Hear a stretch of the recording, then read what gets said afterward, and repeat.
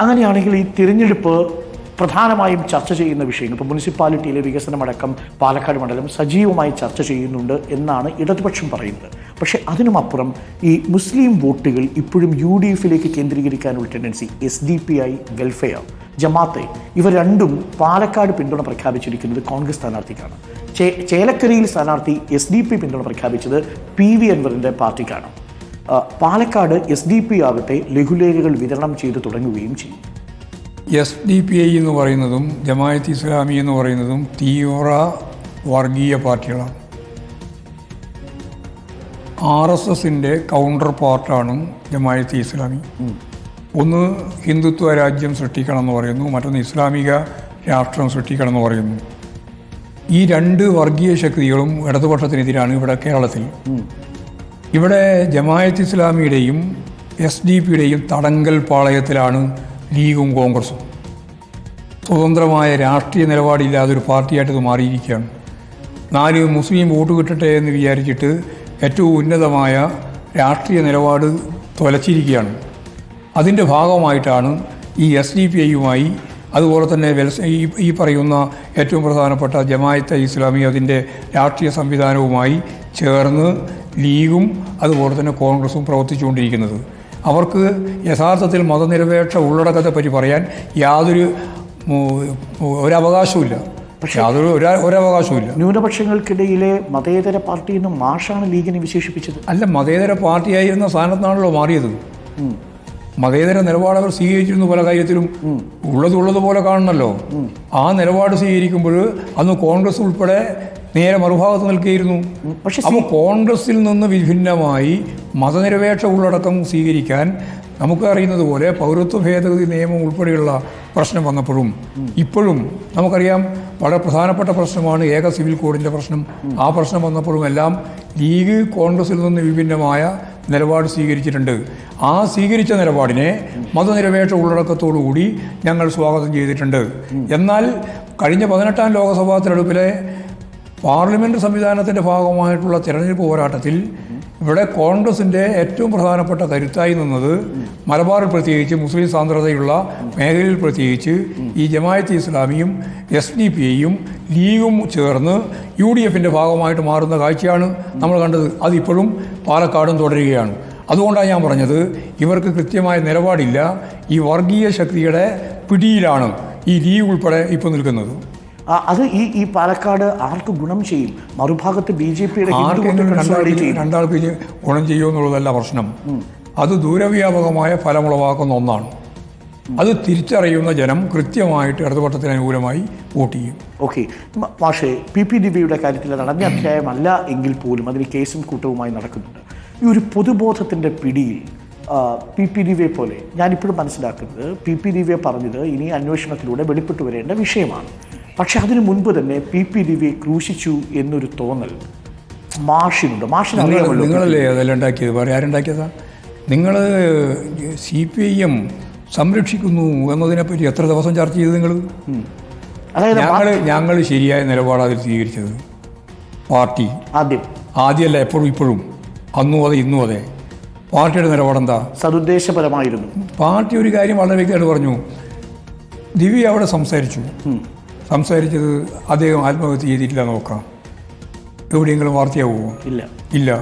അപ്പോൾ എന്താ വാർത്തയാവാൻ കാരണം? അദ്ദേഹം ആത്മഹത്യ ചെയ്തു.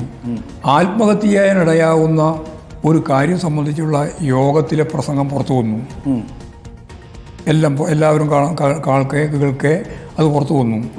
ആ പുറത്തു വന്നത് സംബന്ധിച്ചിടത്തോളം പാർട്ടി ആദ്യമേ പറഞ്ഞതെന്താ?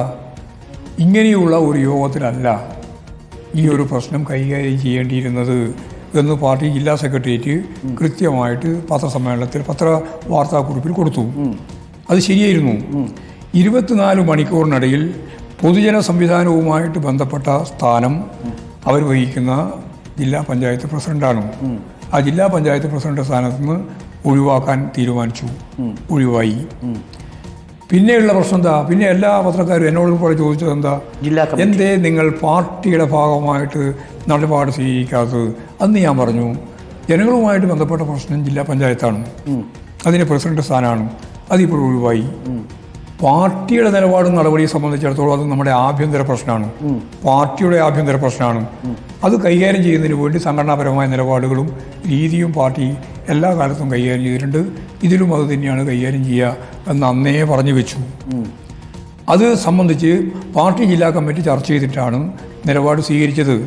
ആ നിലപാട് സ്വീകരിച്ചത് തിരഞ്ഞെടുക്കപ്പെട്ട സ്ഥാനങ്ങളിൽ നിന്ന് ഒഴിവാക്കുക എന്ന സംഘടനാപരമായ തീരുമാനമാണ്. കാരണം പാർട്ടിക്കുണ്ടായിരുന്ന സൽപ്പേരിനെ കളങ്കപ്പെടുത്തിയ ഒരു നിലപാടാണ് എന്ന് പറഞ്ഞുകൊണ്ട് തന്നെയാണ് ആ നിലപാട് സ്വീകരിച്ചത്. ഇപ്പോഴ് ആ നിലപാട് കഴിഞ്ഞപ്പോൾ പിന്നെ ഓരോരുത്തർ ഓരോ വായും ചേരി ചേരാൻ തുടങ്ങി.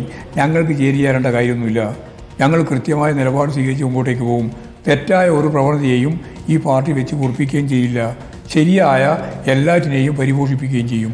ഇതാണ് പാർട്ടി നിലപാട്. പി ദിവ്യ പറഞ്ഞ ആരോപണങ്ങളിൽ എന്തെങ്കിലും ഒന്ന് തെളിയിക്കപ്പെട്ടാൽ പി ദിവ്യയെ അനാവശ്യമായി ശിക്ഷിക്കുകയായിരുന്നില്ലേ പാർട്ടി? ഞങ്ങൾ ഇപ്പോഴും ശിക്ഷയായിട്ടില്ല, നിങ്ങൾ പാർട്ടി നിന്ന് പുറത്താക്കില്ല ചെയ്യുക. പക്ഷേ ജില്ലാ കമ്മിറ്റിയിൽ ജില്ലാ കമ്മിറ്റി നിലക്ക് ഒഴിവാക്കിയിട്ടുണ്ട്, പല ആളുകൾ ഒഴിവാക്കിയിട്ടുണ്ട്. എത്ര ആളുകൾ ജില്ലാ കമ്മിറ്റിയിൽ നിന്ന് ഒഴിവാക്കിയിട്ടുണ്ട്, താഴത്തേക്ക് അന്വേഷണ വേളയിലാണ്. ഇത് അന്വേഷണ വേളയിലല്ല, ഞങ്ങൾ പറഞ്ഞ് പാർട്ടിയെ കളങ്കപ്പെടുത്തുന്ന രീതിയിലുള്ള പരാമർശം നടത്തി എന്നുള്ളതാണ്. അത് വേറെ അന്വേഷണം വേണ്ട. പക്ഷെ പൊതുബോധത്തിന് പാർട്ടി വഴങ്ങുകയായിരുന്നില്ലേ മാഷെ? ഒരു പൊതുബോധമല്ല, ഞങ്ങൾക്കുള്ള ബോധമില്ല. നിങ്ങൾ പൊതുബോധം പറയുന്നത് ഞങ്ങൾ കണ്ട ആദ്യത്തെ ദിവസം കണ്ട നിലപാടിൽ നിന്ന് ഒരു ഇഞ്ച് അങ്ങോട്ടും ഇങ്ങോട്ടും മാറിയിട്ടില്ല. ജില്ലാ പഞ്ചായത്ത് സ്ഥാനത്ത് നിന്ന് മാറ്റുമ്പോഴും പാർട്ടി ജില്ലാ കമ്മിറ്റിയിൽ നിന്ന് മാറ്റുമ്പോഴും ഒരേ നിലപാടാണ്. അന്ന് കണ്ടത് തന്നെയാണ്, അതിന് ശേഷം കണ്ടതല്ല. അത് ഞാൻ എം വി ഗോവിന്ദ മാഷ് എന്ന വളരെ പരിണിതപ്രജ്ഞനായ ഒരു കമ്മ്യൂണിസ്റ്റ് നേതാവിനോടുള്ള എൻ്റെ ചോദ്യമാണ്. നമ്മുടെ ഈ കാലത്ത് മാധ്യമങ്ങൾ ഉണ്ടാക്കുന്ന പൊതുബോധ നിർമ്മിതിയിൽ നിന്ന് രക്ഷപ്പെടാൻ ബുദ്ധിമുട്ടാണോ എന്നാണ് ഒരു പാർട്ടിക്ക് പോലും എന്നതാണ് എൻ്റെ ചോദ്യം. തിയറിറ്റിക്കലായി ചോദിക്കും. ഒരു കാര്യമില്ല, തിയറിറ്റിക്കലായിട്ടാണ് ഞാൻ മറുപടി പറയുന്നത്. അതാ പറഞ്ഞത്, ദിവ്യയുടെ കാര്യത്തിൽ ഒന്നാമത്തെ ദിവസം കൊടുത്ത സ്റ്റേറ്റ്മെൻറ്റിൽ എന്താണോ പാർട്ടി ജില്ലാ കമ്മിറ്റി പറഞ്ഞത് അതിൽ ഉറച്ചു നിന്ന സമീപനമാണ് ഇപ്പോഴും എടുത്തിട്ടുള്ളത്. അത് പൊതുബോധത്തിന്റെ സ്വാധീനത്തിലല്ല. അല്ല, അത് പൊതുബോധത്തിന്റെ സ്വാധീനമൊന്നുമില്ല. അതിൽ ഞങ്ങളുടെ തന്നെ ബുദ്ധിയാണ്, വേറെ ആരെ ബുദ്ധിയാണ് ഞങ്ങൾക്ക് വേണ്ടത്. അത് തന്നെയാണ് ശരി. ആദ്യം മുതലേ ആ നിലപാടാണ് സ്വീകരിച്ചത്. അതെന്തായാലും പാർട്ടി ഈ തെരഞ്ഞെടുപ്പിൽ അതൊന്നും ചർച്ചയാവില്ല. അതൊന്നും ഇവിടെയൊന്നും ചർച്ച ചെയ്യേണ്ട പ്രശ്നം വരുന്നില്ല. ഭരണം ചർച്ചയാവും. ഭരണം ഉൾപ്പെടെ എല്ലാ കാര്യവും ചർച്ച ചെയ്യും. ഏതാ ഇപ്പം ചർച്ച ചെയ്യാതെ ഏത് ഭാഗമുള്ളത്? അത് ചർച്ച ചെയ്തോട്ടെ, നമുക്ക് എന്താ കുഴപ്പം? ഓക്കെ. അപ്പോൾ ചേലക്കരയിലും പാലക്കാടും വിജയം ഉറപ്പാണ്. വയനാട്ടിൽ ഭൂരിപക്ഷം കുറയുമെന്നാണ് മാഷിന്റെ. കുറയുന്നുള്ള കാര്യത്തിൽ യാതൊരു സംശയമില്ല. അതിൽ ഈ വോട്ടർ ടേൺഔട്ട് കുറഞ്ഞതും ആ അർത്ഥത്തിൽ കോൺഗ്രസിന്റെ നേതൃത്വത്തിന് മറുപടി പറയേണ്ടി വരും. കോൺഗ്രസിന്റെ വോട്ട് തന്നെയാണ് നല്ലപോലെ കുറഞ്ഞത് എന്ന് ഇപ്പോൾ തന്നെ KC വേണുഗോപാലൻ പറഞ്ഞു കഴിഞ്ഞിട്ടുണ്ട്. ഞങ്ങളുടെ വോട്ടും കുറച്ച് കുറഞ്ഞിട്ടുണ്ടാവും. ഞങ്ങൾ 100% ചെയ്തിട്ടുണ്ടെന്നൊന്നും ഇപ്പോൾ ഞാൻ അവകാശപ്പെടുന്നില്ല. പക്ഷേ താരതമ്യേന കോൺഗ്രസിൻ്റെ വോട്ടാണ് ഏറ്റവും കൂടുതൽ കുറവുണ്ടായിട്ട്. പാലക്കാട് മാഷെ 3-ാം സ്ഥാനത്താണ് സരിൻ വരുന്നതെങ്കിൽ അത് ആ സ്ഥാനാർത്ഥിത്വത്തെക്കുറിച്ചുള്ള തീരുമാനം തെറ്റാണെന്ന് വിലയിരുത്തൽ പാർട്ടി അതപ്പം വരട്ടെ. അതങ്ങനെ വരില്ല എന്നാണ് മാഷ്. ഉറപ്പല്ലേ? വരില്ല, ഉറപ്പാണ്. പകരം കോൺഗ്രസ് മറുപടി പറയേണ്ടി വരും. ആരൊക്കെയാണോ മറുപടി പറയേണ്ടത് അവരെല്ലാം പറഞ്ഞോട്ടെ. മറുപടി പറയേണ്ടി വരും. ആരൊക്കെ മറുപടി പറയേണ്ടി വരുമോ അവരൊക്കെ മറുപടി പറഞ്ഞോട്ടെ. എനിക്ക് ഒരു പ്രശ്നമില്ല. പാലക്കാട് നിയോജക മണ്ഡലത്തിൽ ഇടതുപക്ഷ ജനാധിപത്യ മുന്നണിയും അതിൻ്റെ സ്വതന്ത്ര സ്ഥാനാർത്ഥി ഡോക്ടർ P. സരിനും വലിയ രീതിയിൽ മുന്നോട്ടേക്ക് പോയിക്കൊണ്ടിരിക്കുകയാണ്.